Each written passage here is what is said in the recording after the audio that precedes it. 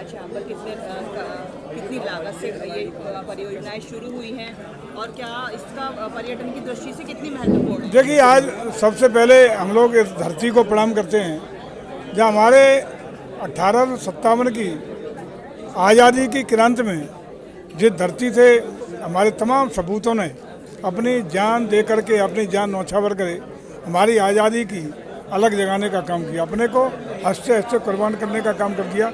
ऐसी धरती पर हमारे पर्यटन और संस्कृति विभाग के द्वारा किए गए कार्यों का लोकार्पण, इसके साथ ही साथ 30 करोड़ से ज़्यादा की लागत से विभिन्न अन्य जनपद मेरठ की परियोजनाओं का लोकार्पण और शिलान्यास के कार्यक्रमों का यहाँ ये इसी पवित्र धरती पर आयोजन हुआ है। पूरे मेरठ वासियों को, जनपद वासियों को और प्रदेश वासियों को बहुत बहुत बधाई और शुभकामनाएं। और साथ ही साथ कुछ ऐसी योजनाएं आज हम लोगों ने घोषित की हैं जिनको अतिशीघ्र इसी वित्तीय वर्ष में हम लोग स्वीकृति देने का काम करेंगे। और निश्चित रूप से पर्यटन विभाग जिन योजनाओं का जिस दिन शिलान्यास करता है उसी दिन उसके लोकार्पण की तिथि भी घोषित करता है।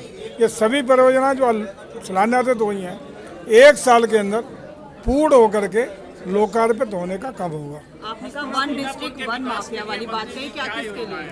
देखिए, आज जिस तरीके से आदरणीय योगी जी के नेतृत्व में सर्वोच्च प्राथमिकता पर लॉ एंड ऑर्डर की जीरो टॉलरेंस की नीति के तहत कानून व्यवस्था स्थापित है, उसी के अनुक्रम में एक प्रदेश का जो औद्योगिक और निवेश का वातावरण बना, उसी के परिणाम स्वरूप सबसे पहले हम लोगों ने वन डिस्ट्रिक्ट वन प्रोडक्ट का एक नया चला। अब हम लोग अन्य चीज़ें भी वन डिस्ट्रिक्ट वन प्रोडक्ट के साथ आगे बढ़ रहे हैं। वही आ रहा हूँ मैं। लेकिन आप उसके ठीक सापेक्ष अगर तुलना करेंगे तो 2017 से पहले वन डिस्ट्रिक्ट वन माफिया, यह कोई जिला ऐसा नहीं जहाँ समाजवादी पार्टी से संरक्षित कोई बड़ा माफिया या अपराधी के दबाव में पुलिस मनमानी करती थी।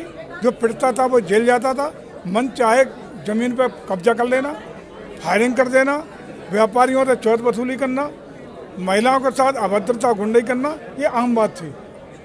यही मैंने चर्चा आपके बीच में की है। मंत्री जी, हस्तिनापुर पौराणिक और धार्मिक महत्व की तरह है।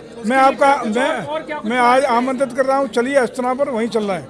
वहाँ भी आज 15 करोड़ रुपए अभी दे के जा रहे हैं। आज जाके अभी चलते हैं और वहाँ बागपत में भी काफ़ी योजनाओं को दे के जा रहे हैं। कल 3 जिलों में हम लोगों ने हापुड़, गाजियाबाद की कई, हापुड़ में जो अपना गंगा का स्थान है ब्रज घाट पर 100 करोड़ से ज़्यादा योजनाओं को रात अपने लोकार्पित शिलान्यास किया है, एक मुश्त अकेले ब्रज घाट के लिए। तो इस तरह हमारा प्रयास है कि प्रदेश के वो सब स्थल जिनके प्रति लोगों की भावनात्मक लगाव है, जिनके प्रति आस्था है, श्रद्धा है, उन सबको समृद्ध करके, संवर्धन दे करके, विकसित करके, पर्यटन अवस्थापना सुविधाओं को साथ जोड़ करके आम लोगों को समर्पित करके उनके भावनाओं को सम्मान देने का काम करते हैं। मंत्री, पर्यटन विभाग लगातार काम कर रहा है, कोशिशें हो रही है, दिखाई भी दे रही है, लेकिन मेरठ में आज तक भी पर्यटन अधिकारी, जो क्षेत्रीय पर्यटन अधिकारी है, पूरी तरह से फुल फ्लैश ऐसा कोई अधिकारी नहीं मिला जो सिर्फ मेरठ को ही देखो, अंदर की ईमानदारी की बात आपको, अधिकारी रहते हैं, ईमानदारी के अंदर की बात बता दूं और मीडिया बता रहा हूँ। यह विभाग की पूछ था जिसमें एक सेक्शन था, 10-5 करोड़ का बजट हुआ करता था, कोई कामधंधा था नहीं, अधिकारी थे नहीं, जिले पे कोई कार्यालय तक नहीं था। लेकिन हम लोगों के मंत्री बनने के बाद, आदरणीय योगी जी की सरकार आने के बाद इसको व्यापक और बृहद करने का निर्णय हुआ है। इसका रिस्ट्रक्चरिंग पूरे विभाग के होने का काम हुआ है।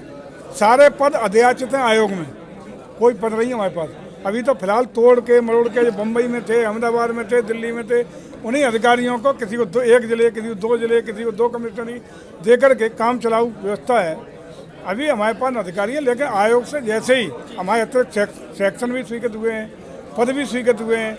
हर जिले में जिला पर्यटन और संस्कृति परिषद का गठन किया गया है, जिसका अध्यक्ष जिला अधिकारी को बनाया गया है और सचिव हमारा जो भी अधिकारी उस जिले में रहता है वो है।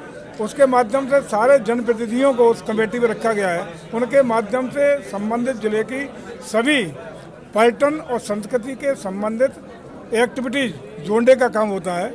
हमारा प्रयास है कि शीघ्र आयोग से पद जब आ जाएंगे, लोगों की नियुक्तियाँ हो जाएंगी, तो हम आपको विश्वास दिलाते हैं, वो समय ज़्यादा नहीं है, 2-4-6 महीने में आने वाले, तो हर जिले में विधिवत एक कार्यालय एक अधिकारी के साथ सुचारू रूप से एक होगा। सवाल और